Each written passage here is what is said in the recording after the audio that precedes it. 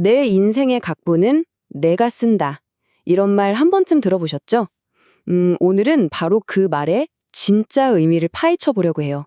철학에서 가장 많이 오해받으면서도 또 가장 강력한 아이디어 중 하나인 실존주의에 대해서 말이죠. 자, 한번 상상해 볼까요? 지금 시각은 새벽 3시. 텅 빈 극장 무대 위에 여러분이 혼자 딱 서 있는 거예요. 관객도 없고 감독도 없어요. 심지어 내가 읊어야 할 대사, 그러니까 각본조차 없는 거죠. 바로 이 막막한 이미지가 실존주의가 우리 삶을 바라보는 출발점입니다.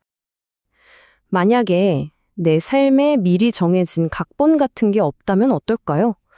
내가 따라야 할 운명도, 지켜야 할 어떤 본성 같은 것도 없다면요? 이 질문이 주는 그 약간의 두려움과 또 엄청난 가능성, 바로 거기서부터 실존주의 이야기가 시작됩니다. 아니, 각본도 감독도 없다니? 그럼 우린 도대체 뭘 믿고 살아야 할까요? 사실 실존주의는 그냥 짠 하고 나타난 철학이 아니에요. 인류가 그야말로 거대한 의미의 위기에 딱 부딪혔을 때 거기서 터져나온 아주 절박한 외침 같은 거였죠.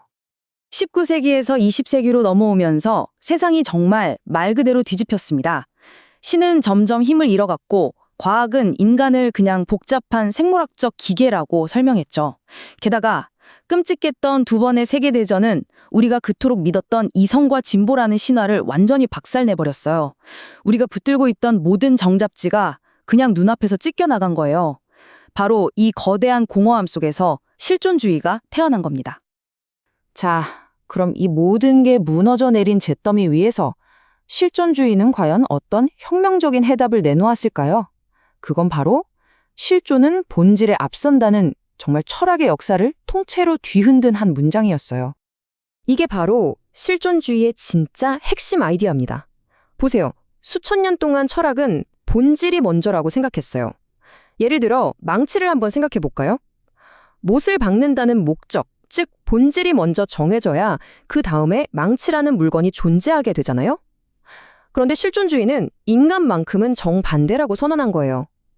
우리는 아무런 목적이나 설계도 없이 그냥 이 세상에 툭 던져지듯 존재하게 되고 그 다음에야 우리의 선택과 행동으로 나는 어떤 사람인가 하는 본질을 스스로 만들어간다는 거죠. 실존은 본질에 앞선다. 와, 뭔가 되게 멋진 말 같죠? 근데 그래서 이게 지금 내 삶이랑 도대체 무슨 상관이냐고요?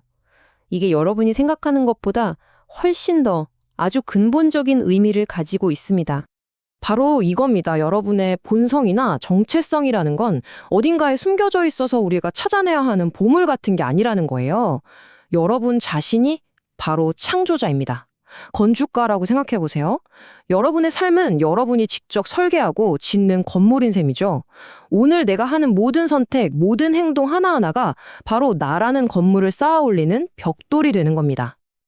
와, 내 삶의 모든 걸 내가 직접 창조한다니 정말 엄청난 해방감이 느껴지지 않으세요? 그런데 말이죠. 실존주의는 여기서 끝나지 않아요. 이 어마어마한 자유에는 그만큼 아주 무겁고 심지어 무서운 대가가 따르기 때문입니다. 철학자 장폴 사르트르가 이 역설을 딱 한마디로 정리했죠. 인간은 자유라는 형벌을 선고받았다. 아니, 자유가 어떻게 형벌이 될 수 있을까요? 그건 우리가 그 자유로부터 단 한순간도 절대로 도망칠 수 없기 때문입니다. 실존주의가 말하는 자유는 오늘 점심 뭐 먹을지 고르는 그런 차원의 자유가 아니에요. 이건 급진적 자유라고 부릅니다. 너무나 완전하고 절대적이라서 심지어 난 아무것도 선택 안 할래 라고 버티는 것조차 하나의 선택이 되어버리는 거죠. 우리는 우리 존재에 대한 책임에서 그야말로 발을 뺄 수가 없는 겁니다. 이런 불안감을 실존적 불안이라고 불러요. 아찔한 절벽 끝에 서 있는 걸 상상해 보세요. 그때 느끼는 현기증. 그건 단순히 발을 헛디뎌 떨어질까 봐 무서운 게 아니에요. 진짜 공포는 내가 지금 당장 뛰어내리기로 선택하는 걸 막을 수 있는 게 아무것도 없다는 걸 깨닫는 순간에 찾아옵니다. 그게 바로 우리 자유의 진짜 무게인 거죠. 이 엄청난 자유와 책임의 무게, 솔직히 감당하기 너무 힘들잖아요. 그래서 우리 인간은 이걸 어떻게든 피해보려고 아주 교묘한 방법을 하나 만들어냈어요. 일종의 정신적 도피처, 거짓말 같은 거죠. 실존주의에서는 이걸 자기 기만, 영어로는 배드페이스라고 부릅니다. 이건 남을 속이는 게 아니에요. 내가 자유롭다는 그 불편한 진실을 잊기 위해서 나 자신을 속이는 겁니다. 아, 어쩔 수 없었어 라고 말하면서 내 선택에 대한 책임을 슬쩍 외부 환경이나 내 성격 탓으로 넘겨버리는 것. 바로 그게 자기 기만이에요. 예를 들어, 나는 원래 시간을 잘 못 지키는 사람이야. 이런 말 진짜 많이 하죠. 근데 이게 사실 대표적인 자기 기만입니다. 늙기로 선택한 행동들이 쌓여서 만들어진 습관을 마치 내 키나 눈 색깔처럼 절대 바꿀 수 없는 본성인 척 하는 거예요. 책임을 회피하는 거죠. 어쩔 수 없었어. 이 바닥이 원래 다 이런 거야. 이것도 똑같습니다. 비즈니스나 조직이라는 거대한 시스템 뒤에 숨어서 힘든 결정을 내린 나라는 개인의 책임을 슬그머니 지워버리는 거죠. 그리고 또 우리는 사회적 역할 뒤에 숨기도 해요. 사르트르가 들었던 아주 유명한 예시가 있죠. 웨이터가 너무나 완벽한 웨이터를 연기하는 나머지 그냥 그 역할 자체가 되어버리는 거예요. 불안한 나라는 개인으로 선택하며 살기 싫으니까 그냥 웨이터라는 가면 뒤에 숨어버리는 겁니다. 그렇다면 이 자기기만이라는 편안한 거짓말, 이 함정에서 벗어나서 우리의 자유를 제대로 마주할 방법은 없는 걸까요? 다행히 실존주의는 있다고 말합니다. 그리고 그게 바로 진짜 해결책이죠. 그 해답은 바로 진정성, authenticity입니다. 보통 우리가 진정한 나를 찾아라 이런 말 많이 하잖아요. 그런데 실존주의는 정반대 이야기를 해요. 진정한 나는 어딘가에 숨겨져 있어서 찾는 게 아니라는 겁니다. 오히려 내가 나의 자유와 책임을 전부 끌어안고 용기를 내서 직접 만들어 나가는 하나의 작품 같은 거라는 거죠. 진정성으로 가는 길은 이렇게 4단계로 정리해 볼 수 있어요. 첫째, 내게 주어진 절대적인 자유를 그대로 인정하는 겁니다.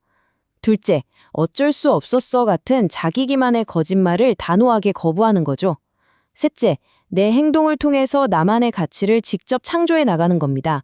그리고 마지막으로 그렇게 만들어지는 나라는 사람에 대해 온전히 책임지는 거예요.